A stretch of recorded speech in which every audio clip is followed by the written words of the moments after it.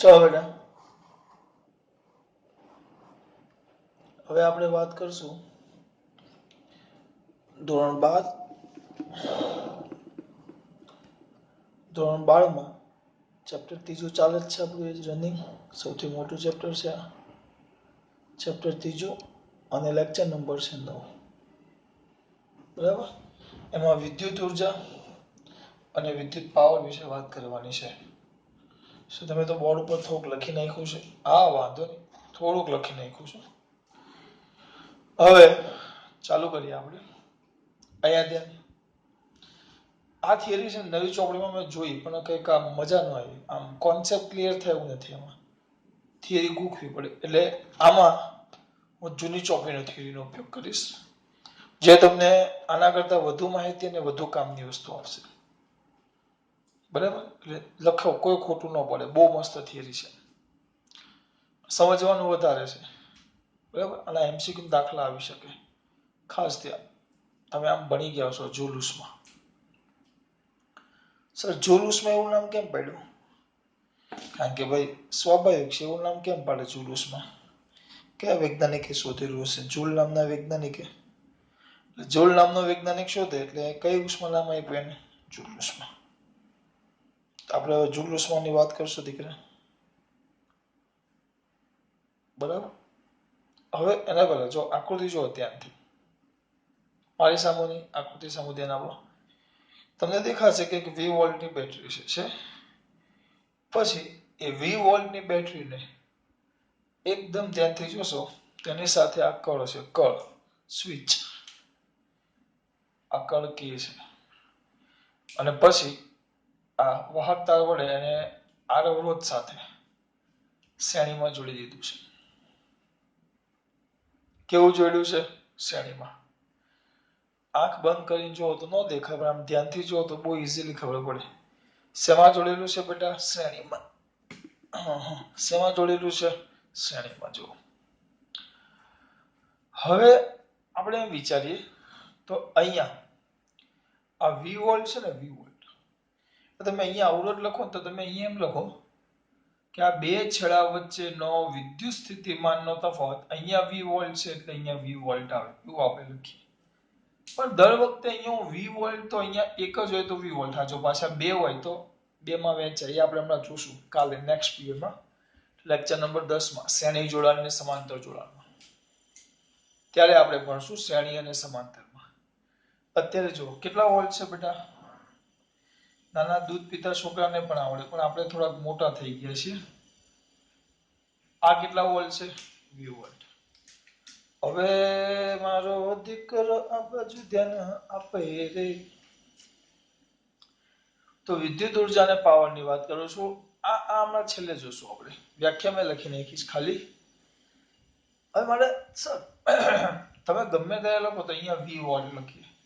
એમ લખીએ કે અવરોધના બે છેડા વચ્ચેનો વિદ્યુત સ્થિતિમાનનો તફાવત વી વોલ્ટ છે. What is the meaning of that? કે વિદ્યુત સ્થિતિમાનનો તફાવત. એટલે હવે અહીંયા જોશું તો શું થાય? જો ધ્યાન આપો, તમે જો બેટરી સાથે જોડો તો આપણને ખબર છે અવરોધ આર હોય અને બેટરી હોય, તેના કારણે વિદ્યુત પ્રવાહનું નિર્માણ થાય. વિદ્યુત પ્રવાહ, વિદ્યુત પ્રવાહ આપણે હમણાં ભણી ગયા. પ્રવાહ રચાય ઇલેક્ટ્રોનને કારણે. આપણે રજૂ કોને કરશું? પ્રવાહ રચાય ઇલેક્ટ્રોનને કારણે, પણ આપણે રજૂ કોને કરીએ કીધું છે આપણે? રૈવાચિક પ્રવાહ. જે રૈવાચિક પ્રવાહ હંમેશા બેટરીના ધન છેડાથી શરૂ કરી ઋણ છેડા તરફ જાય. આમ આઈ, આ આઈ જેટલો પ્રવાહ રચાય છે, જેમ ધનથી ઋણ જાય. કેટલો પ્રવાહ રચાય છે? આઈ. જે ક્યાં જશે? ધનથી ઋણ. બરાબર, મારા દીકરાઓ જો ધીમે ધીમે જોતા જઈએ આપણે.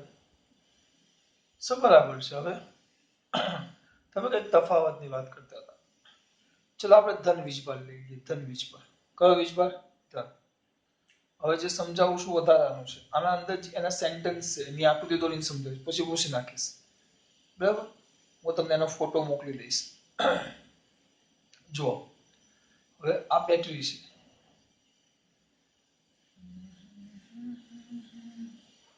કણ હમણાં દોડતો નથી, મારે ખાલી અવરોધ ને બેટરીનું જ કામ છે. કણની આપણે હમણાં કોઈ જરૂર નથી. ચાલો વિચારો, કોઈક ધન વીજભાર અહીંયાથી બહાર આવ્યો, દ્વૈવાજિક પ્રવાહ ધ્યાનમાં લઈએ તો કયો વીજભાર? ધન. હા, ધન વીજભાર Q બરાબર +1 એકમ ધન વીજભાર Q બરાબર +1 થોડું અક્ષર મોટા કાઢું. Q બરાબર +1 એકમ ધન વીજભાર બહાર લીધો. તો એકમ ધન વીજભાર ગયો અહીંયા ગતિ કરતો ધન વીજભાર લીધો છે એટલે આમ આવે તો અહીંયા સુધી પહોંચ્યો. કયા બિંદુ સુધી પહોંચ્યો? એ સુધી. તો એ સુધી પહોંચે તો આ એ પાસેની ઊર્જા લઈએ આપણે. ઊર્જા એ પાસેની ઊર્જા UA. તો U બરાબર કદાચ તમને યાદ હોય તો U બરાબર તો QV થાય. તો અહીંયા કિંમત મૂકીએ તો Q * VA. તો Q પણ Q તો કેટલા છે? 1 તો = VA થઈ જાય. એટલે કે એની ઊર્જા કેટલી થાય? VA. એ પાસે આવે તેની ઊર્જા કેટલી થાય? VA. કયા પાસે આવે? એ પાસે. એ પાસે આવે એટલે એની ઊર્જા કેટલી થાય? VA. બરાબર. હવે એ ક્યાંથી પસાર થશે? આ અવરોધમાંથી. ક્યાંથી પસાર થશે? આ અવરોધમાંથી. મેં આને આમ અવરોધ દોર્યો છે. અવરોધ એટલે કઈ નવું ન હોય, એક પ્રકારનો વાહક તાર જ હોય. અવરોધ એટલે અમુકને એમ થાય કે કંઈક નવું છે. અહીંયા VA છે. હવે આપણે એક કામ કરીએ, કેટલા વોલ્ટની બેટરી દ્વારા ઊર્જા મેળવી છે? ને 20 વોલ્ટની. તો VA બરાબર આપણે કેટલી ઊર્જા કહી દઈએ એની? V ઊર્જા. એટલે V જેટલી ઊર્જા હોય એની પાસે. આ બેટરી દ્વારા મેળવેલી છે. આમ ખરેખર શું થાય જો સમજાવું. વાસ્તવમાં કેવું થાય? ઇન ધ ઓરિજિનલ કેસ વાસ્તવમાં કેવું થાય?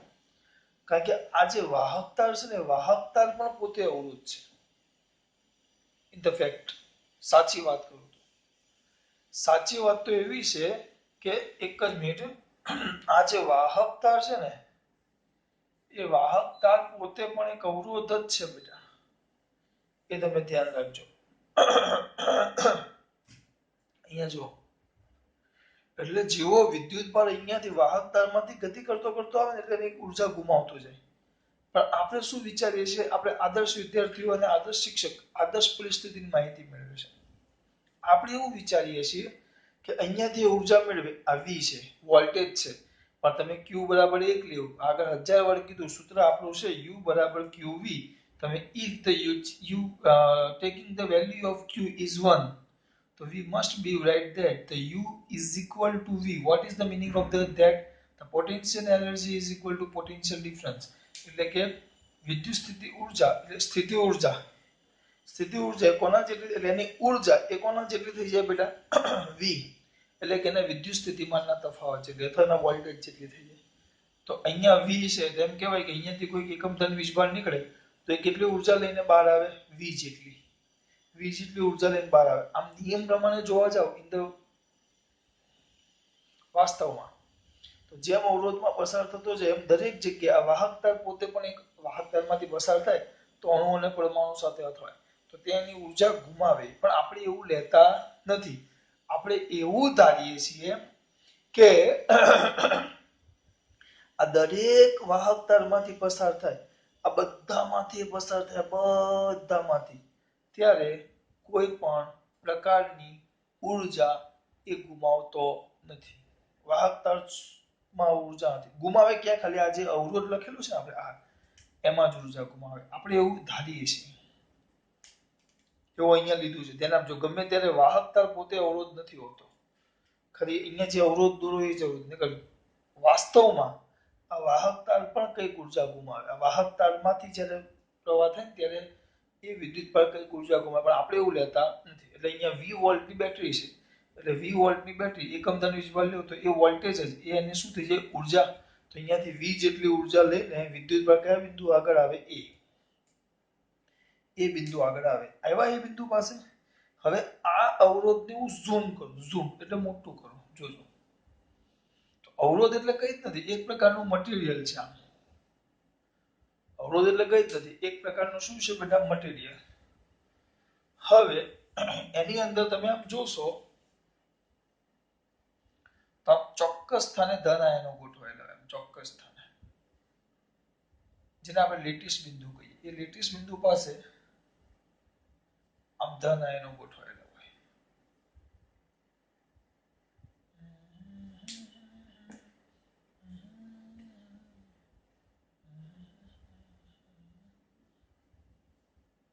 ધન આયનો ચોક્કસ સ્થાને, બરાબર. અને ધન આયનો પોતાના સ્થાનની આજુબાજુ ધીમે ધીમે શું કરતા હોય? દોલનો. હવે આ બાજુથી કોઈક ઇલેક્ટ્રોન, આપણે ધન વીજભાર છે અત્યારે, આમાં ધન વીજભાર, તો આ ધન વીજભાર પોતે જો આ બેટરીએ ઉર્જા આપી એટલે અહીંયા સુધી પહોંચી ગયો. હવે આ અવરોધમાંથી પસાર થાય છે અહીંયાથી. અહીંયા સુધી પહોંચ્યો, હવે આ અવરોધમાંથી પસાર થાય છે. તો હવે આ અવરોધમાંથી પસાર થાય તો આપણે હવે આ અવરોધમાંથી પસાર થશે આમ. તો હવે આ અવરોધમાંથી પસાર થાય તો સીધો પસાર ન થાય. જેવો પસાર થશે એટલે ગતિ કટો કટો કટો કટો કટો કટો સીધો આની સાથે અથડાણો. અથડાય. તો આની પાસે અત્યારે ઉર્જા છે. આની પાસે કઈ ઉર્જા હોય? ગતિ ઉર્જા. એટલે એની ઉર્જા આ ધન આયન સાથે અથડાય. આગળ આપણે આ ભણી ગયા છીએ. ધન આયન સાથે અથડાય એટલે એની ઉર્જા આ ધન આયનને આપે. એ ઉર્જા ધન આયનને આપે. એટલે ધન આયન, આ જે ધન આયન છે આપણો, એ ધન આયન શું કરવા લાગે? દોલન કરે. એ ધન આયન શું કરવા લાગે? દોલન કરે. દોલન કરે એટલે સોરી આની સાથે અથડાય તો એને ગતિ ઉર્જા મળે. એટલે ટૂંકમાં આ ધન આયનની બધી જ ગતિ ઉર્જા, સોરી આ ધન આયન એટલે આપણો જે બહારથી વીજભાર આવ્યો એની બધી ઉર્જા કોને મળી? કે આપણને આયનોને. એટલે આયનો શું કરવા લાગે? ગતિ ઉર્જા મળે. ગતિ ઉર્જા મળે તો આપણે 11મા ધોરણમાં ભણી ગયા કે આ જે કોઈ પણ વાહક પદાર્થમાં રહેલા અણુ અને પરમાણુની જે ગતિ ઉર્જા છે, ગતિ ઉર્જાને જ આપણે શું કહેતા? ઉષ્મા ઉર્જા. એટલે એ જ આપણી કઈ ઉર્જા થઈ ગઈ? ઉષ્મા ઉર્જા. એનો મતલબ શું થયો? કે આ જે વિદ્યુત પ્રસાર થયો, આ વિદ્યુત, આ વાહક, આ ધન વીજભારનો આખો જથ્થો, આ વિદ્યુત પ્રવાહ પસાર થયો એટલે આ ધન આયનો કોની સાથે અથડાણા? અવરોધમાં રહેલા અણુઓ પર પરમાણુઓ સાથે અથડાય એટલે ધન આયનો સાથે અથડાય. આ ધન આયન શબ્દ મજા નથી આવતી. ખરેખર તો જોવા જઈએ તો ઇલેક્ટ્રોન જ આવે. મેં અહીંયાથી આમ લીધું એટલે ધન આયન આવ્યું. પણ આપણને ખબર છે ખરેખર ગતિ કોણ કરે? ઇલેક્ટ્રોન. તમે આમ લેશો તો ઇલેક્ટ્રોન ગતિ કરતા કરતા અહીંયા સુધી આવ્યા. તો હવે આ ઇલેક્ટ્રોન આવ્યો એમ વિચાર લો ને. આ જેવો ઇલેક્ટ્રોન અંદર દાખલ થાય તો ઇલેક્ટ્રોન પાસે કઈ ઉર્જા છે? ગતિ ઉર્જા. તો એ ગતિ ઉર્જા લઈને કોની સાથે અથડાશે? ધન આયનો સાથે. આ લેટીસ બિંદુ ઉપર ગોઠવાયેલા છે એટલે બધી ગતિ ઉર્જા જેવો થાય આમ જતો નામ થાય તો સ્વાભાવિક આ બધી ઉર્જા કોને મળી? આને મળી ગઈ. તો આ ધન આયનને ઉર્જા મળી ગઈ એટલે ધન આયનને ઉર્જા મળે એટલે દોલનો કરે એટલે એની પાસે કઈ ઉર્જા આવી? આ ધન આયનો પાસે ગતિ ઉર્જા આવી જે મોટા લેટીસ અવરોધમાં છે. અવરોધના અણુ અને પરમાણુઓ છે તો એને ધન આયનો કહી શકો છો. તો અવરોધના પરમાણુઓને ઉર્જા મળી, તો અવરોધના પરમાણુઓને ઉર્જા મળી એટલે એની ગતિ ઉર્જા વધી. ગતિ ઉર્જા વધી તો આપણે ભણી કે ગતિ ઉર્જાને જ આપણે શું કહીએ? ઉષ્મા ઉર્જા. એટલે ઇલેક્ટ્રોનની જે ઉર્જા હતી તેનું શેમાં રૂપાંતર થઈ ગયું? ઉષ્મા ઉર્જામાં. એટલે વસ્તુ અહીંયા એ કહે છે જો વાહકમાં વિદ્યુત પ્રવાહ વહેવડાવતા અવરોધને કારણે મળતી ઉષ્મા ઉર્જાને કઈ ઉર્જા કહેવાશે? જૂલ ઉષ્મા. વાહકમાં વિદ્યુત પ્રવાહ વહેવડાવતા અવરોધને કારણે મળતી ઉષ્મા ઉર્જાને જૂલ ઉષ્મા કહે છે અને આ ઘટનાને જૂલ અસર કહે છે. વાહકમાં વિદ્યુત પ્રવાહ વહેવડાવતા અવરોધને કારણે, આ વસ્તુ સમજો. આ બધું હું બોલ્યું ને અંદર ચોપડીમાં સેન્ટેન્સ છે. જો હું ધન વીજભાર ધ્યાનમાં લ્યો, ધન વીજભાર તો ક્યાંથી આવશે? ધન થી અહીંયા આવે, અહીંયાથી ગતિ કરી અહીંયા સુધી પહોંચે એટલે એની ઉર્જા કેટલી થઈ જાય? અહીંયાથી જેની ગતિ અથડાતા આ ધન વીજભાર આમ અથડાતો બહાર આવે એટલે ઉર્જા પૂરી. અહીંયા બહાર આવી ગયો. જેવો બહાર આવે ને તેની ઉર્જા ઝીરો થઈ જાય. આપણે એવો અહીંયા આદર્શ પરિસ્થિતિ છે એટલે જેવો અહીંયા આવ્યો તો ઉર્જા ઝીરો. એટલે પાછો ગતિ કરીને ક્યાં સુધી પહોંચી જાય? અહીંયા બેટરી સુધી. બેટરી સુધી જાય એટલે બેટરી પાસેની ઉર્જા આપણે પછી પાછો ગતિ કરતો અહીંયા આવે. એની ઉર્જા અહીંયા આ બેટરીમાંથી ઉર્જા મેળવે. ધન વીજભાર અહીંયા સુધી આવી ગયો. પછી બેટરીમાંથી ઉર્જા મેળવે પાછો અવરોધમાં જાય. અવરોધમાં રીતે અથડાય એટલે સતત અહીંયાની વિદ્યુત ઉર્જાનું કઈ ઉર્જામાં રૂપાંતર થયું? ઉષ્મા ઉર્જામાં. સર આ ધન વીજભારને ઉર્જા ક્યાંથી મળી? ધન વીજભારને બેટરીમાંથી ઉર્જા મળે પણ એ ક્યાંથી મળી? એ બેટરી ચાર્જિંગ ને ડિસ્ચાર્જિંગ આપણે આગળ આવશે. બેટરી ચાર્જિંગ ને ડિસ્ચાર્જિંગ આપણે આવશે ત્યારે જોશું. આ રીતે ઉર્જા મળે. બહુ મસ્ત વસ્તુ છે. ધ્યાન આપો તો બહુ મજા આવે. કઈ છે આ સમજાવ્યું મેં તમને. આવું થાય. ફરી પાછું સિમ્પલ જો. હવે ઋણ વીજભાર લો તો ઇલેક્ટ્રોન ગતિ કરતા કરતા અહીંયા સુધી આવે. ત્યારે એની પાસે ઉર્જા કેટલી હોય v, કારણ કે એક ઇલેક્ટ્રોન એટલે આપણે એક જ વીજભાર લઈએ છીએ, એકમ ઋણ વીજભાર, તો ત્યારે બી પાસે આવે ત્યારે ઉર્જા v હોય, પણ જો આમાંથી પસાર થાય એટલે આ ઘટના થાય, ઇલેક્ટ્રોન પરમાણુઓ સાથે અથડાય એટલે બધી ઉર્જા પરમાણુને આપે દરેક અથડામણ દરમિયાન કઈ ઉર્જા આપતા છે, એટલે પરમાણુ દોલન કરે, ગતિ ઉર્જા મેળવીને એ ગતિ ઉર્જાને જ આપણે ઉષ્મા ઉર્જા કહીએ. એટલે ઇલેક્ટ્રોનની ઉર્જાનું કયા ઉર્જામાં રૂપાંતર થઈ ગયું? ઉષ્મા ઉર્જામાં. અહીંયા બહાર આવે એટલે ઉર્જા ઝીરો થઈ જાય. અમુકને એમ થાય સર અહીંયા આવે તો ઉર્જા ઝીરો થાય તો અહીંયા સુધી પહોંચે જ નહીં, પણ બેટા આપણે વાત કરીએ અહીંયા ઉર્જા ઝીરો થઈ જાય, અહીંયા એને ગતિ કરવા માટે કોઈ ઉર્જા જોવી પડતી નથી, કોઈ ઉર્જા જોતી જ નથી એવું આપણે ધારીએ છીએ, આપણે આદર્શ પરિસ્થિતિ ધ્યાનમાં લઈએ છીએ. નહીં તો અહીંયા સંપૂર્ણ ઉર્જા ન ઉપડે, કારણ કે આ બધા અવરોધ છે. આપણે તો ખાલી અવરોધ જે લખ્યું છે આપણા માટે અવરોધ, એટલે અહીંયા બહાર આવે એટલે ઉર્જા ઝીરો, એટલે પાછા ઇલેક્ટ્રોન અહીંયા સુધી પહોંચી ગયો. અથવા તમારી દેશી ભાષામાં વિચારો તો અહીંયા ઇલેક્ટ્રોન બહાર આવ્યો એની પાસે ઉર્જા નથી, ચલો ઇલેક્ટ્રોન બહાર આવ્યો એની પાસે ઉર્જા નથી, પણ આ બેટરીનો ધન વીજભાર એને આકર્ષે એટલે ગતિ કરતો કરતો અહીંયા સુધી પહોંચી જાય, પછી બેટરીમાંથી ઉર્જા મળે, પછી અહીંયા સુધી આવી જાય, પછી અહીંયા આવે એ ઉર્જા અહીંયા વપરાય છે, આમ ચાલ્યા જ કરે. એટલે આ વિદ્યુત ઉર્જા અહીંયા કયા સ્વરૂપે મળે આપણને? ઉષ્મા ઉર્જામાં. એટલે વ્યાખ્યા જ કહે છે જો કે વાહકમાં વિદ્યુત પ્રવાહ વહેવડાવતા અવરોધને કારણે મળતી ઉષ્મા ઉર્જાને જૂલ ઉષ્મા અને આ ઘટનાને જૂલ અસર કહેવાય. આમાં ખબર પડી બેટા, જૂની ચોપડીમાં આવું કંઈ આપ્યું જ નથી. આમ દેશી ભાષામાં આમ ઇલેક્ટ્રોન અથવા ધન વીજભાર ગતિ કરતા જાય તો અંદર રહેલા અણુ અને પરમાણુ સાથે અથડામણ અનુભવે એટલે પોતાની ઉર્જા ગુમાવે, એ ઉર્જા અણુ અને પરમાણુને મળે, એટલે અણુ અને પરમાણુ દોલન કરે એટલે ગતિ ઉર્જા ધરાવે, ને એ જ ગતિ ઉર્જાને આપણે ઉષ્મા ઉર્જા કહીએ છીએ. આ વાત થઈ. મેં તમને ઉર્જાની જ વાત કરી, જે થિયરી તો ચાલુ જ નથી કરી. આગળ વર્ણન છે જે અંદર તમને આપ્યું હશે, ફોટો પાડીને મોકલીશ ને એમાં હશે. હવે જો આગળ મારો વારો પાછો. હવે સર શું કરશું? ભજન કીર્તન કરીએ, બીજું તો હું અહીંયા તેને હવે આપણે ઉર્જાનું સૂત્ર મેળવવાનું છે.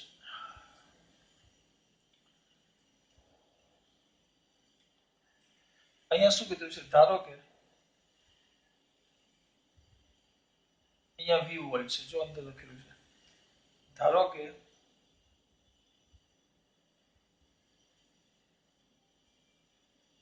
અવાહક, આ વાહક છે આપણો, કોઈક વાહક અવરોધ, વાહકના બે છેડા વચ્ચેનો કયો તફાવત? વિદ્યુત સ્થિતિમાનનો તફાવત V વોલ્ટ છે. મેં તમને હમણાં કીધું અહીંયાનો તફાવત V વોલ્ટ છે, એટલે કે કેટલો? એટલે કે એકમ ધન વિદ્યુત ભાર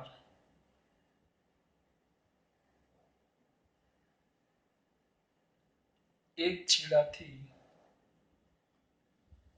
એકમ ધન વીજભાર લીધો છે, એક છેડાથી બીજા છેડા પાસે પહોંચે ત્યારે, અહીંયાથી અહીંયા અથવા અહીંયાથી અહીંયા, જો ધન વીજભાર હોય તો A થી B તરફ જાય, પણ ઋણ વીજભાર લેવો તો B થી A તરફ જાય, પહોંચે ત્યારે ગુમાવેલી ઉર્જા V થાય. સર ઉર્જા છે ને V બેટા વારે ઘડીએ ન કહેવું પડે, એકમ ધન વિદ્યુત ભાર છે એટલે ઉર્જા V થાય. ગુમાવેલી ઉર્જા કેટલી થાય? V. ગુમાવેલી ઉર્જા કેટલી થાય? V. તમે અહીંયાથી અહીંયા લઈ જાઓ તો V જેટલી ઉર્જા ગુમાવે તો Q વિદ્યુત ભારને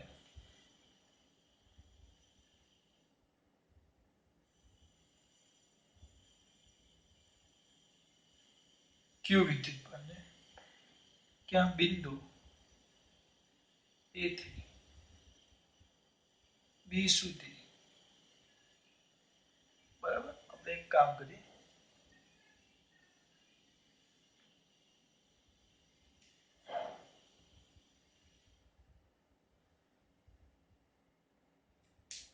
લખીએ આપણે વાહકમાંથી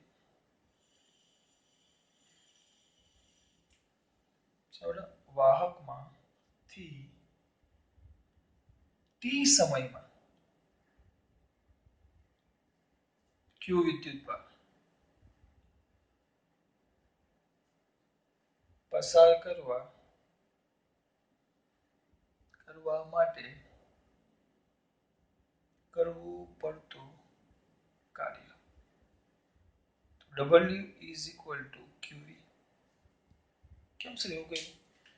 એકમ વિદ્યુતભાર માટે કરવું પડતું કાર્ય Q થાય તો મારે તો Q વિદ્યુત એકમ વિદ્યુતભાર આવે જો કાર્ય એટલે એને ઉર્જા જ કહેવાય. આપણે ભણી ગયા W આપણે ભણી ગયા U is equal to QV અને કાર્ય જેટલી જોઈએ આપણે આગળ ઘણી વાર કીધું આ ઉર્જા કાર્ય તો કાર્ય is equal to QV આવ્યું. મારે એકમ ધન વીજભાર હોય તો એકમ ધન વીજભાર માટે મારે કેટલું કાર્ય કરવું પડે V. તો આપણે તો કેટલો વીજભાર છે Q તેના માટે શું આવશે QV. આ તમારું થઈ ગયું સમીકરણ નંબર 1. જે સૂત્ર મળ્યું ને એ અગત્યના છે. આવ્યું. હવે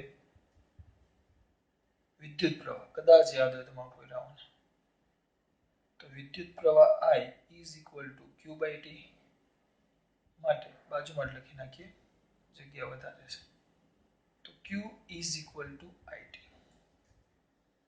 સમીકરણ 1 માં કિંમત મૂકીએ તો શું થાય એના પરથી બોલો therefore W is equal to ITV પણ વ્યવસ્થિત લખો તો W is equal to VIT.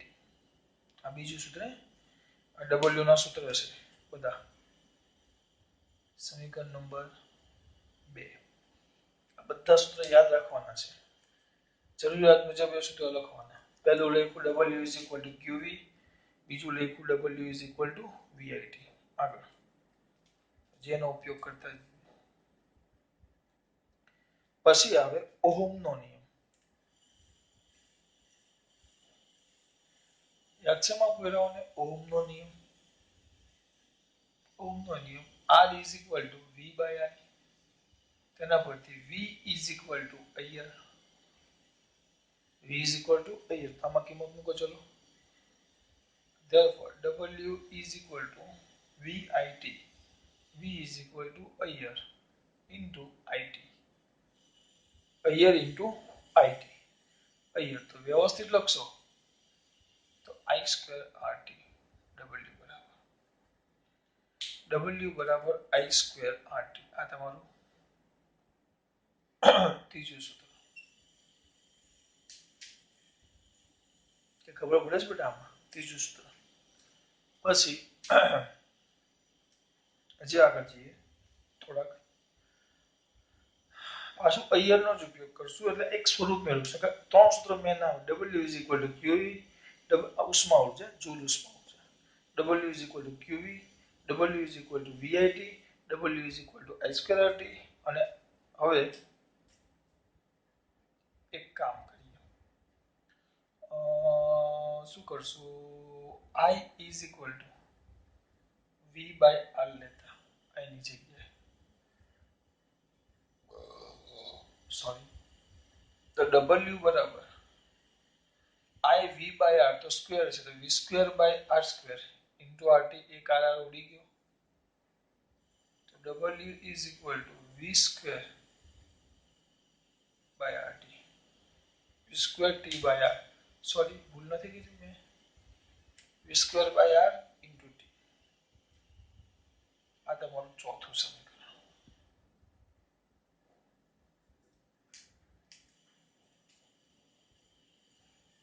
આ તમારું ચોથું સમીકરણ. એક મિનિટ ખાલી જોઈ લો I square RT VIT QV I square ના જગ્યાએ V square by R square એક આવડી ગયું બરાબર. આ ચાર સમીકરણ થઈ ગયા. જો તમને ઉષ્મા ઉર્જાના સૂત્ર પૂછે તો આ ચાર સમીકરણ W is equal to QV W is equal to VIT W is equal to I square RT W is equal to V square T by R અથવા V square by R into T. હવે તમને એમ પૂછે આ સૂત્ર આવી આ સૂત્ર તમને કામ આવશે કામ નહીં બહુ જ કામ આવશે કામ નહીં બહુ જ કામ આવશે. હવે આ થઈ ગઈ વિદ્યુત ઉર્જા પણ આપણે સાથે સાથે વિદ્યુત પાવર પણ શોધવાનો છે. જો પાવર ભણી ગયા પાવર યાદ કરો P is equal to W by T. P is equal to W by T. તો કોઈ સૂત્ર યાદ આવે છે ને દીકરાઓને P is equal to W by T. તો કોઈ સૂત્ર યાદ આવે છે એકમ સમયમાં ખર્ચાતી વિદ્યુત ઉર્જા વ્યાખ્યા હતી કયા સમયમાં બેટા એકમ સમયમાં કયા સમયમાં એકમ સમયમાં ખર્ચાતી વિદ્યુત ઉર્જાને વિદ્યુત પાવર કહેવાય.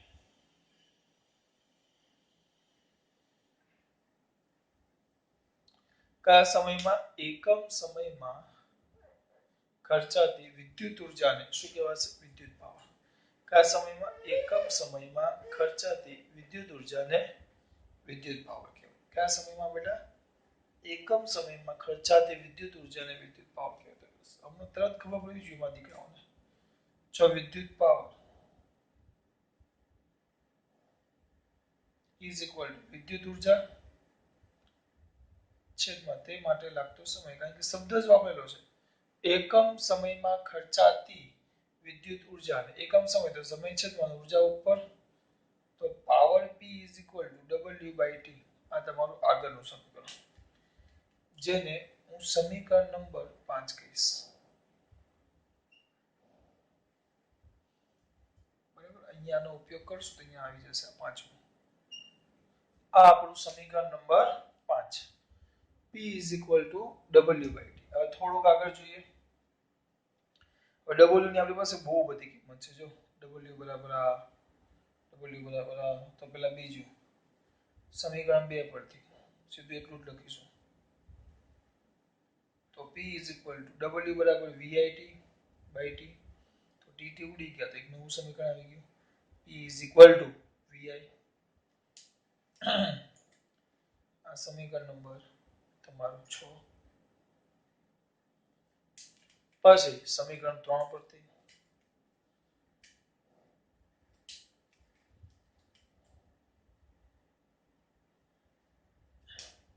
કયું બેટા? સમીકરણ 3 પરથી શું થાય? સમીકરણ 3 પરથી બોલો મારા દીકરા. P is equal to I square RT/T. તેના પરથી P is equal to I square R. આ બધા સૂત્ર યાદ રાખો ને, દાખલામાં કામ આવશે. આ થઈ ગયું તમારું સમીકરણ નંબર 6. પછી આવે 7. તો હવે સમીકરણ 4 પરથી P is equal to I છે W/T. ડાયરેક્ટ લખી નાખો, ડાયરેક્ટ લખો છું. W/T, TT ઉડી જાય તો V²/R. બધા પાવરના સૂત્રો છે, બધા જ.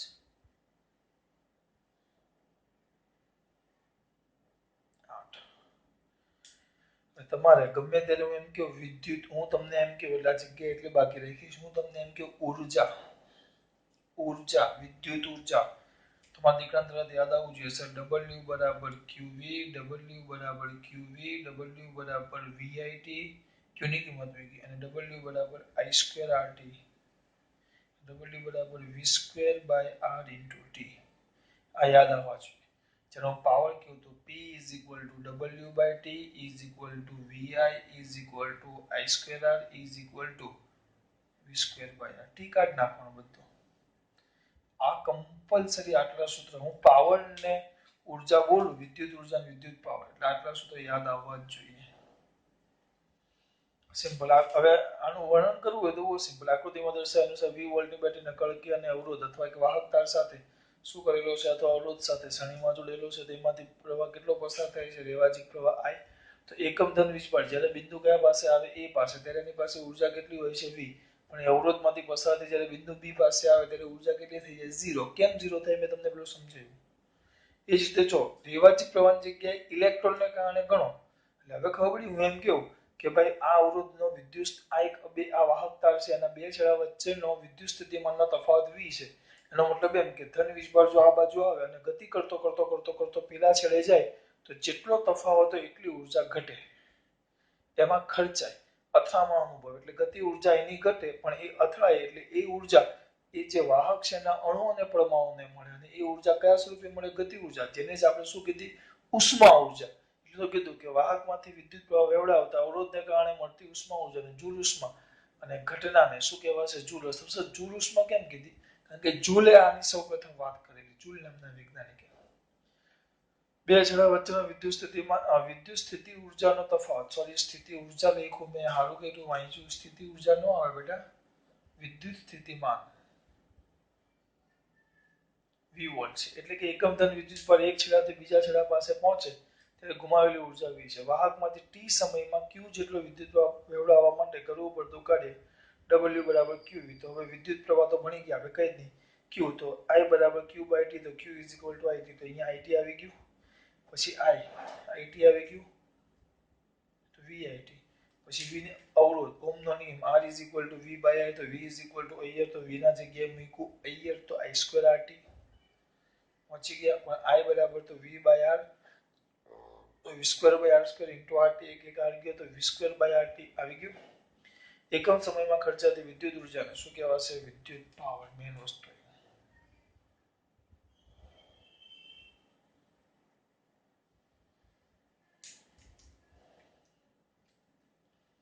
એકમ સમયમાં ખર્ચાતી વિદ્યુત ઊર્જાને વિદ્યુત પાવર કહેવાય. તો વિદ્યુત પાવર બરાબર ખર્ચાતી ઊર્જા છેદમાં સમય W by T. W by T પહેલું સૂત્ર W બરાબર VIT બાય Q, તો VI, પછી W બરાબર I square RT by T, તો P બરાબર I સ્ક્વેર R. W બરાબર V square by RT by T, તો V સ્ક્વેર બાય R. આટલું મોટું હોવું જોઈએ.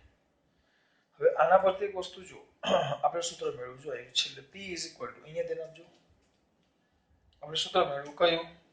હવે બીજી બાજુ આપણે જવું પડશે.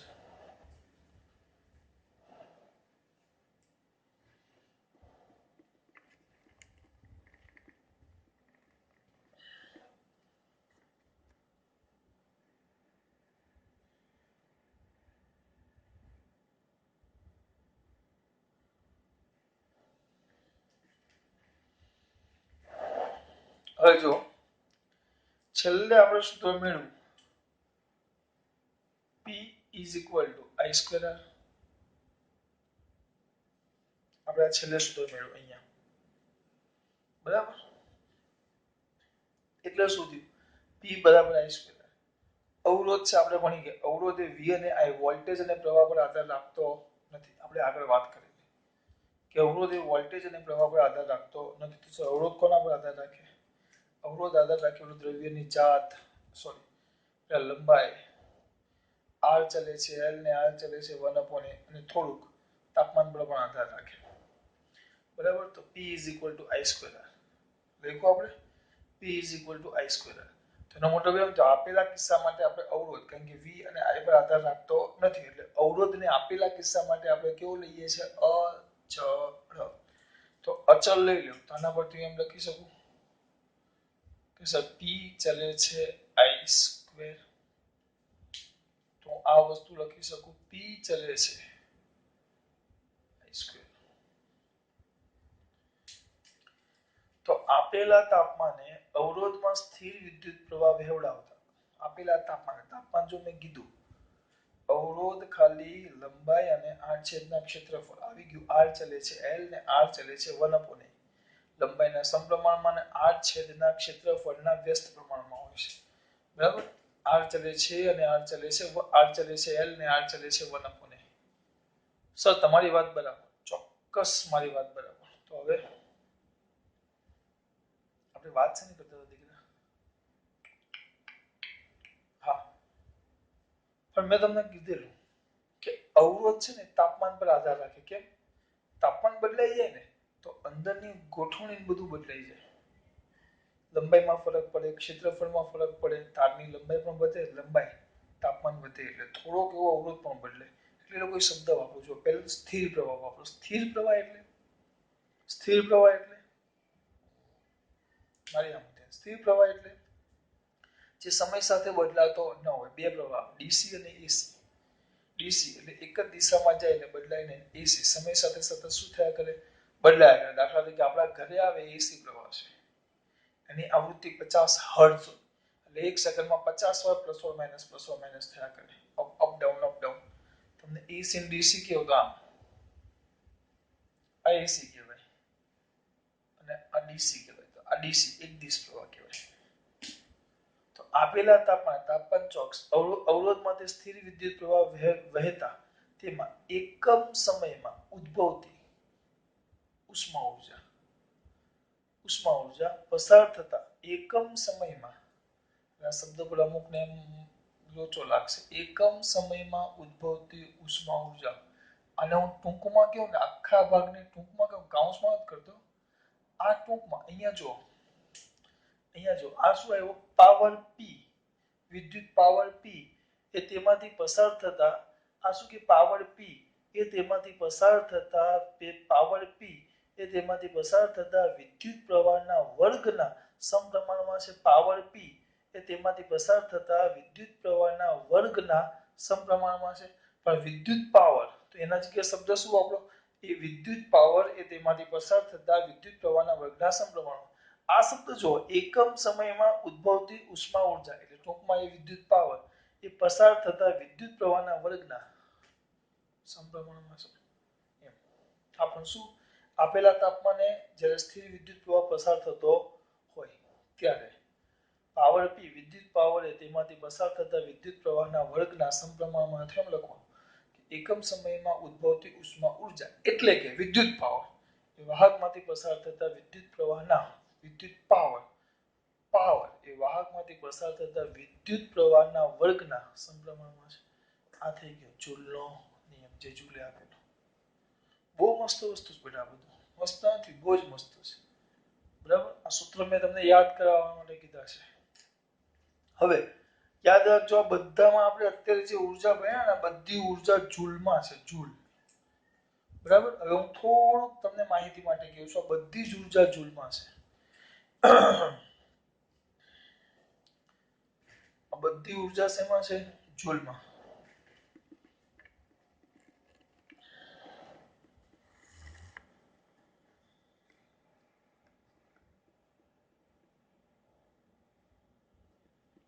ચલો હવે જોતા જઈએ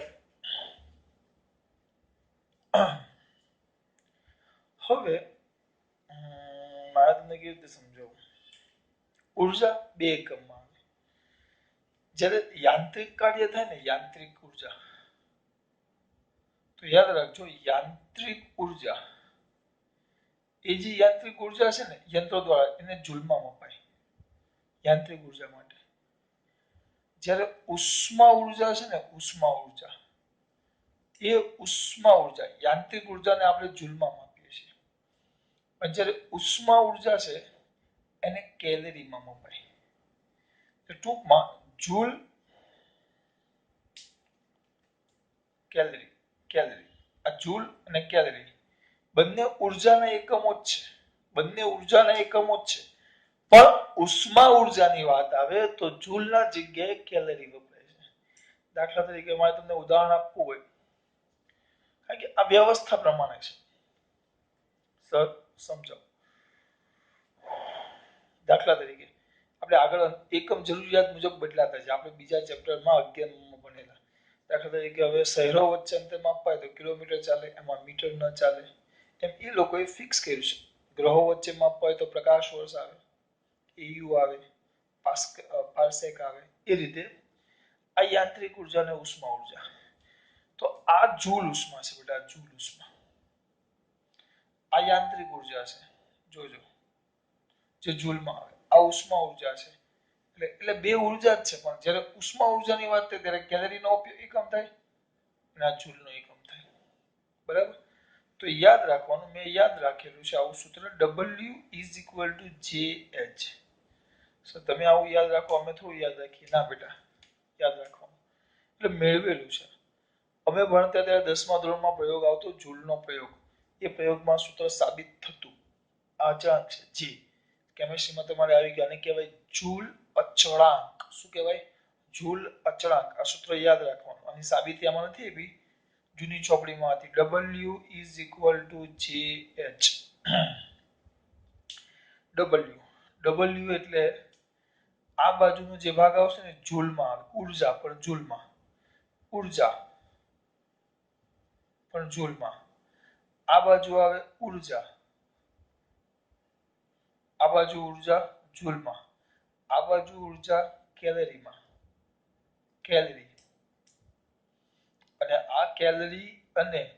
કેલરી અને જૂલ, આ જૂલ અને કેલરી, આ બંને વચ્ચે સંબંધ દર્શાવવા માટે આને કહેવાય જૂલ અચળાંક, જેની કિંમત આવે 4 પોઈન્ટ, પરફેક્ટ ડિજિટ આવે 4.186 જેવો આવે. આપણે ફિઝિક્સમાં 4.2 લેશું. અને જેને સૂત્રનો કરતા બનાવો તો J W/H, W એટલે જૂલ પર કેલરી, 4.2 જૂલ પર કેલરી. આ યાદ રાખો. ટૂંકમાં આ તમને સંબંધ આપેલો છે મેં. ગમે ત્યારે કેલરીની ઉર્જાનો વાત આવે એટલે સૂત્ર યાદ રાખો, W = GH, W=GH. આ બાજુ કઈ ઉર્જા છે? ઉર્જા, પણ જૂલમાં. આ બાજુ ઉર્જા કેલરીમાં. આમાં કઈ પ્રોબ્લેમ? જે કયો અચળાંક કહેવાશે? જે જૂલ અચળાંક. આ 4.2 જૂલ પર કેલરી, તો J = W/H. આ સૂત્ર આ યાદ રાખો. હું આટલું W=GH, W=GH. આ ખબર પડી જે આ વધારાનું છે. આ બધું આ સૂત્ર નવી ચોપડીમાં આપ્યા જ નથી. આ બધું દાખલામાં બહુ કામ આવે એટલે તમે આ અલગથી ચલાવ્યું છે. તમને હું બોલું છું કે ખબર પડે છે? કોઈ વધારાનો ટાઈમ પાસ નથી કરતો. આગળ પૂછી નાખો આને. સર સંબંધ કેવી રીતે આવ્યો? એને એક પ્રયોગ કર્યો હતો. પ્રયોગ મને ખબર છે, પણ આપણે પ્રયોગ જાણવાની કોઈ જરૂર છે નહીં. એટલે એને ખાલી સાદી તમને માહિતી આપી દો. એવી એક ટાંકી લીધેલી આવી મોટી જૂલે, અને એ ટાંકીમાં પાણી બને, પણ અહીંયા વચ્ચે આમ અવરોધ આમ છે ને, આમ જડિત પાંખિયા હતા. આમ આ ટાંકી આખી એવી નહીં, આવા અંદર બધા આમ જોઈન્ટ હતા. વચ્ચે વચ્ચે શું કહેવાય આને? આમ અવરોધકો, દિવાલાથી જોઈન્ટ, લાકડાના પાટિયા. પછી અહીંયા એક આધાર હતો. એ આધાર પર આમ પાંખિયા હતા. આમ પાંખિયા હતા. હવે થાય કેવું? આની અંદર પાણી ભરે અને અહીંયા આમ ગળગડીને એવું ગોઠવેલું હોય. અહીંયા પથ્થર હોય જેનું દળ એમ હોય, આ ઊંચાઈ કેટલી છે? h. બરાબર. હવે આની અહીંયાથી નીચે છોડે તો આ mgh જેટલી ઉર્જાની ખર્ચાય, mgh જેટલી, તો એને કારણે આ ફરશે. એટલે આ જે તંત્ર છે ને અંદર ફરે, ગળગડી, આ ગળગડી છે, વલોણા જેવું થઈ જાય, પેલું વલોણા જેવું આમાં ગોળ ફરે, ગોળ. તો આ પડે ને એટલે એવી રીતે પેલા ચક્કરડા મૂક્યા હોય, ચક્કરડા હોય, જેને કારણે આ ફરે. આ ફરે એટલે પાણીને વલોવે. એટલે આ ઉપરથી મૂકે એટલે નીચે ગયું. એટલે પાણી વલોવે એટલે ઉષ્મા ઊર્જા ઉત્પન્ન થાય, પાણી વલોવે એટલે ગરમ થાય. એટલે આને કારણે આજે મેં કાર્ય કર્યું, યાંત્રિક કાર્ય W=mg, એના કારણે આના તાપમાનમાં ફરક પડશે. અને એ માપવા માટે અહીંયા થર્મોમીટર હોય. એટલે તરત નો ફરક પડે. આવું ઘણીવાર પ્રયોગ કર્યા અને એણે કરેલું કાર્ય એણે ગણ્યું અહીંયાથી. તેના પ્રમાણે અહીંયા કંઈક ઉષ્મા ઊર્જા મળી. એ સંબંધ એણે મેળવો. એ સંબંધ મેળવો અને એના પરથી એને જૂલ અચળાંક મેળવ્યો છે. એટલે અમારે આખો પ્રયોગ હતો. આપણે એમાં પડવા નથી, એનો પ્રયોગ હતો. મેં ખાલી વાત કરી. છેલ્લે મેળવેલું W=JH, જ્યાં J = 4.2 186 આવે એની જગ્યાએ આપણે 4.2 લઈએ છીએ. એકમ જે છે એટલે h છેદમાં આવે જૂલ પર કેલરી. આ થઈ ગઈ તમારે જૂલનો નિયમ આખો. હવે આપણે જૂલ ઉષ્મા ભણ્યા. સર આપણે શું ભણ્યા? જૂલ ઉષ્મા.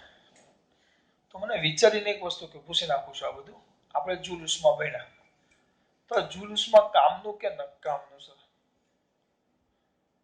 આપણે જૂલ ઉષ્મા ભણ્યા, તો આજે જૂલ ઉષ્મા છે એ કામનું કે નકામનું? એક જ મિનિટ, પાણી પી લો. સર આપણે જૂલ ઉષ્મા ભણ્યા એ કામનું કે નકામનું?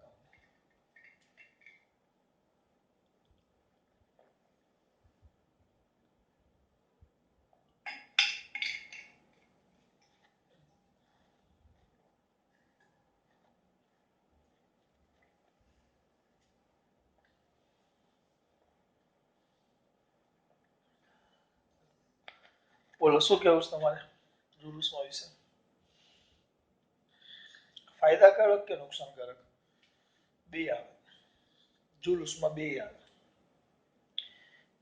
દાખલા તરીકે કેટલીક જગ્યાએ આપણે આપણી ઈચ્છાથી વિદ્યુત ઉર્જાનું ઉષ્મા ઉર્જામાં રૂપાંતર કરીએ. સર કઈ આવે? બોલો.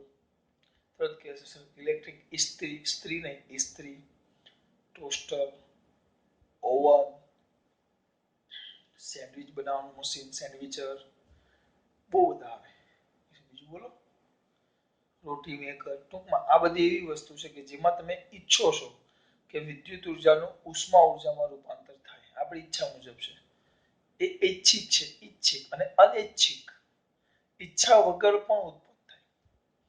ઈચ્છા વગર ઉત્પન્ન થાય એટલે ક્યાં થાય? એ તો સર ઘણી બધી જગ્યાએ. તમે કોઈ પણ ઉપકરણ ચાલુ કરો જેમાંથી વિદ્યુત પ્રવાહ પસાર થાય તો એ વસ્તુ ગરમ થાય જ.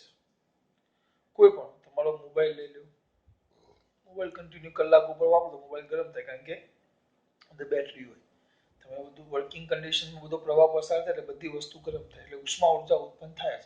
હા, એ મોબાઈલ ગરમ થયો આપણી ઈચ્છા મુજબ નહીં, ઈચ્છા વગર થયો. પંખાને 3 કલાક ચાલુ રાખો ને પછી પંખાનો પેલો ઉપરનો ગોળ પાંખિયા સિવાયનો વચ્ચેનો ભાગ હતો તો ગરમ લાય થઈ ગયો હોય તો એ પણ ઉષ્મા ઉર્જા ઉત્પન્ન થાય. તો આપણી જે ઉર્જા આપણે વાપરીએ છીએ વિદ્યુત ઉર્જા, એમાંથી કેટલીક આ ઉર્જા ઉષ્મા ઉર્જા સ્વરૂપે વેહ પામે, જે આપણે ખરેખર કરવું નથી એટલે ઈચ્છા વગર થાય છે. બે આવે. ઈચ્છાથી પણ કરીએ છીએ ને ઈચ્છા વગર પણ થાય છે. ઈચ્છાથી અમુક જગ્યાએ જ કરીએ છીએ આપણે, જ્યાં આપણે ખરેખર વિદ્યુતમાંથી ઉષ્મા ઉર્જા જોતી હોય. મેં તમને નામ આપ્યા આગળ. અને બાકી બધે તો ઈચ્છા વગર જ થાય. દાખલા તરીકે અત્યારે તો આપણે એલઈડી વાપરીએ છીએ ને પહેલા આપણે બલ્બ વાપરતા. બલ્બ આ જે વપરાય ને એને ઓહમિક લોસ કહેવાય. ઓહમ પ્રમાણે. કયો લોસ કહેવાય? ઓહમિક. હું કહેતો હતો હા બલ્બ. આ બલ્બ આવા જૂના આવતા, કદાચ તમે રેડ કેસમાં જોયા હોય તો. તમે તો જોયા હશે, આના પછીની પેઢી નહીં જોશે. આ બલ્બ કહેવાય. આ બલ્બનો ઉપયોગ શેના માટે થાય તમને ખબર છે? તમે બલ્બ નો જો લગ્નમાં પેલા ફોક્સ જોયા હશે. એ તો જોયા. એ જ પ્રકારના આપણે બલ્બ લેવું ને બલ્બ ફોક્સ થોડુંક અલગ પ્રોસેસ આવે પાછી. આ બલ્બ છે. બલ્બને ધ્યાનથી જુઓ ને તો વચ્ચે આમ આમ 3 વાયર અને એના પર આમ ફિલામેન્ટ હોય.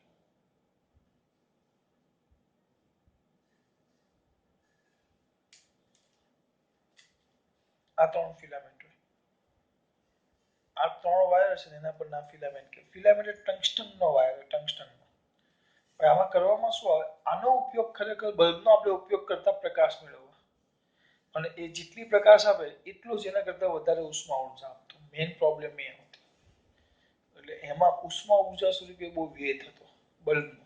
એટલે બિલ વધારે આવે ને પ્રકાશ ઓછો આપતો બલ્બ. પેલા લાલ બલ્બ આવતા એટલે એના જગ્યાએ પછી પેલા આપણે હેલોજન લેમ્પ આપણે ટ્યુબ આવી ગઈ જેમાં ગેસ હોય. તમને ખબર આ ટ્યુબલાઇટ હોય જૂનામાં પેલી ગોળ આવતી અને જોઈને આમ કોઈ દિવાલ સાથે હતો ભૂપ કરતો અવાજ આવે. કેમ? એના અંદર વાયુ ભરેલા હોય. એ વાયુ કેવી રીતે કામ કરે પછી જોશું આપણે. એટલે આપણે અત્યારે આની વાત કરીએ. આ ફિલામેન્ટ હોય તો તમે આ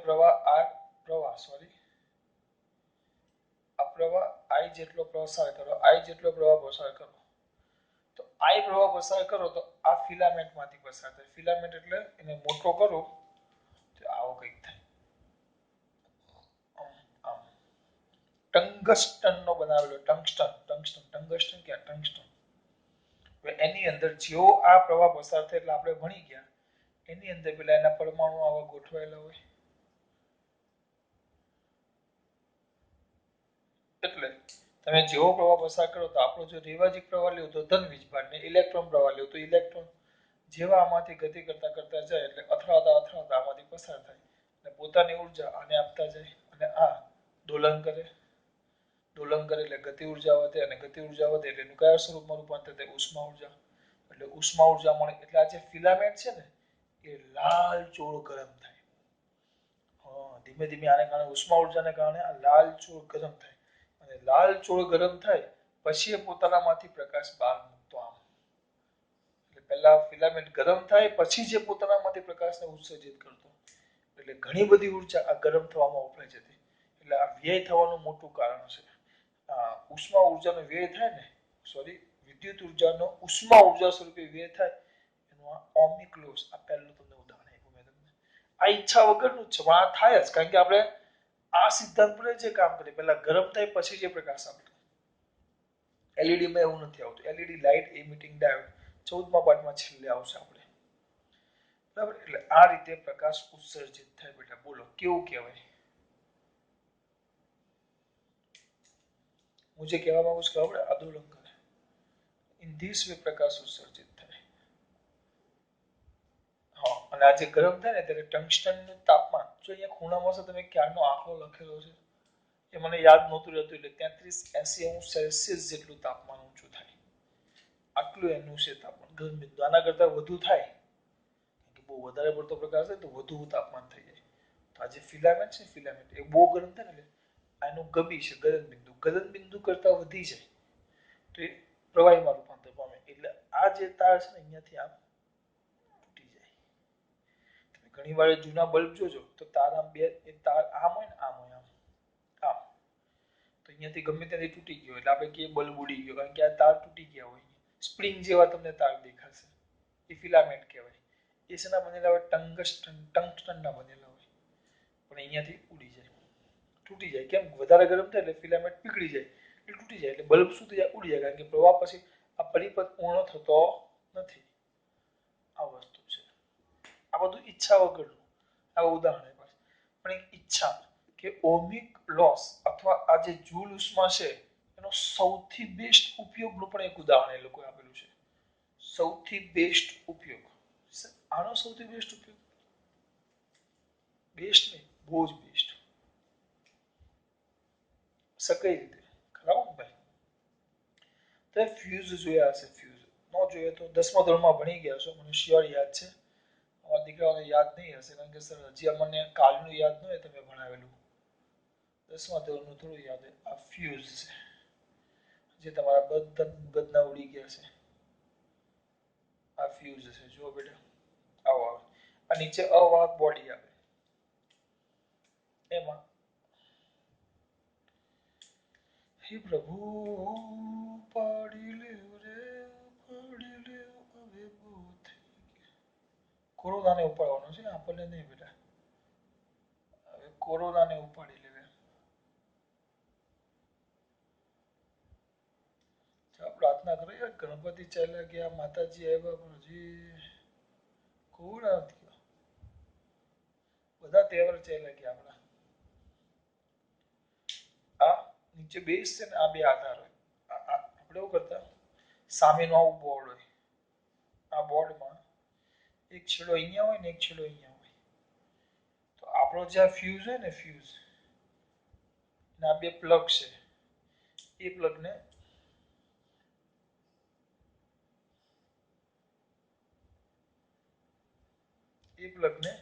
આમ ખેંચી એક આ ભાગ અહીંયા ભરી દેવાનો, આ ભાગ એમ જેમ પેક કરી દેવું. આ ઘરનું બોર્ડ છે. બોર્ડ સાઈડમાં છે, વચ્ચે લાવી દઈએ આપણે.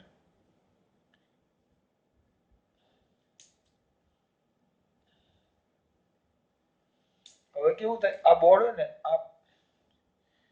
આ બહારથી આવતો પ્રવાહ, ઘરની બહારથી આવતો તાર છે ને આ ઘરમાં જતો તાર છે. એટલે આ કંપનીમાંથી આવતો ટોરેન્ટ,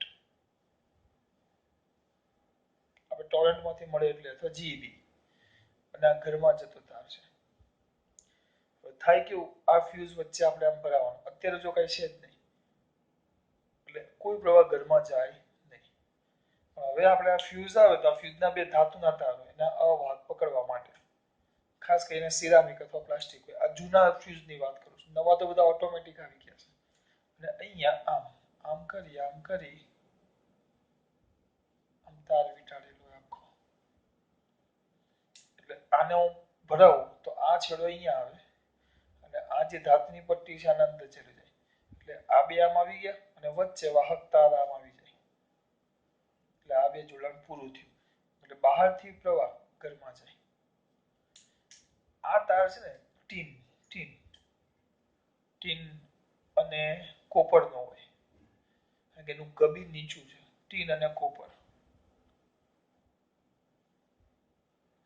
હવે કેટલીક વાર ઓવરલોડ થઈ જાય. ઓવરલોડ એટલે ઘરમાં વધુ પડતો વિદ્યુત પ્રવાહ બહારથી જીબી હોય તો શક્ય ટોરેન્ટમાં એવી શક્યતા બહુ ઓછી, પણ જીબી હોય તો કેટલીક વાર કોઈ ખામીને કારણે બહુ વધારે પડતો પ્રવાહ ઓવરલોડ એવું નહીં બધે આવે, ઓવરલોડ આવે, જરૂરિયાત કરતાં વધુ ઘરમાં પ્રવાહ ઘૂસી જાય, બરાબર. અથવા તો ઘરના બે પોઝિટિવ અને નેગેટિવ કોઈ જગ્યાએ ભેગા થાય એટલે ટૂંકમાં શોર્ટ સર્કિટ થાય, તો એને કારણે પણ ઘરમાં વધુ પડતો પ્રવાહ ઘૂસી જાય. તો વધુ પડતો પ્રવાહ ઘૂસે તો આ ટીન અને કોપરમાં એ પ્રવાહ જો આ બહારથી હોય તો એ પ્રવાહ આમાંથી પસાર થાય. પ્રવાહ જેવો પસાર થાય એટલે કયા સૂત્ર અનુસાર?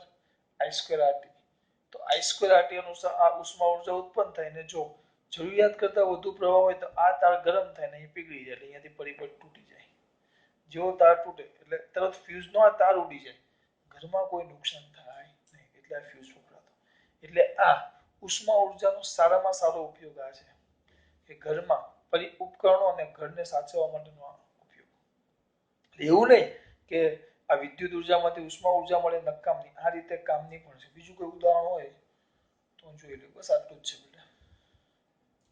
ફ્યુઝ સૌથી બેસ્ટ. ફાયદા અને ગેરફાયદા, બરાબર. ચલો ખાસ વાત. જય શ્રી કૃષ્ણ.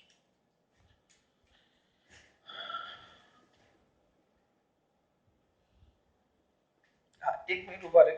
જય શ્રી કૃષ્ણ ભાઈ. હવે કેવું છે, એક બીજું ખાલી મને યાદ આવ્યું અચાનક કે આનો સૌથી ઉપયોગ મોટો દુરુપયોગ ક્યાં થાય ખબર?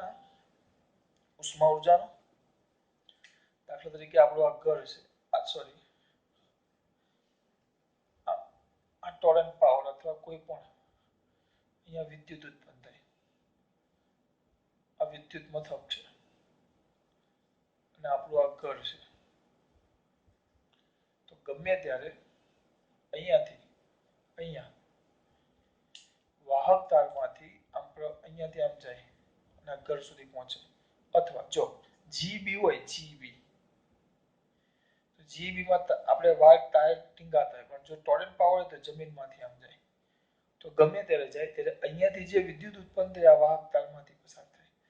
તો આ જ્યારે વાહક તારમાંથી પસાર થાય એમાં પણ I²RT અનુસાર ઉષ્મા ઉર્જા ઉત્પન્ન થાય અને ઘણી બધી ઉર્જા અહીંયાથી મોકલેલી ઘણી બધી ઉર્જા ઘરો સુધી પહોંચે ત્યાં તો નાશ પામે, વ્યય થાય એનો. તો છે ને અટકાવવા માટેના ઉપાયો આપણે આગળ જોશું. પણ અહીંયા પણ આપણે એક ઉષ્મા ઉર્જા દરેક જગ્યાએ બહુ મોટી ઉર્જા લોસ પામે. ઘણી બધી ઉર્જા અહીંયા લોસ પામે. એને દૂર કરવાના રસ્તા છે એ આપણે આગળ જોઈશું. ચલો ખાસ વાત.